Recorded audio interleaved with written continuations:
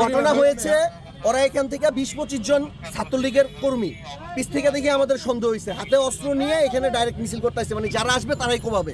এখানে আমাদের বিএনপির কিছু ভাই বেরাদারা ছিল, ওনারা এখান থেকে ওদেরকে ধাওয়া করার পরে আমি পিছনে থাকার পরে মনে করেন যে ওরা আমি আটক করি, ওরা আবার আমারও মারার চেষ্টা করতো, ও আবার ডাক দিচ্ছে ওই সব দিয়ে আমার আটকেছে, তো আমার ওরে কোবা আমার ছাড়া, পরে আমি ওরা দিতেছিল, হ্যাঁ হ্যাঁ, পরে ওই জায়গায় ওরা আটক করা হয়েছে।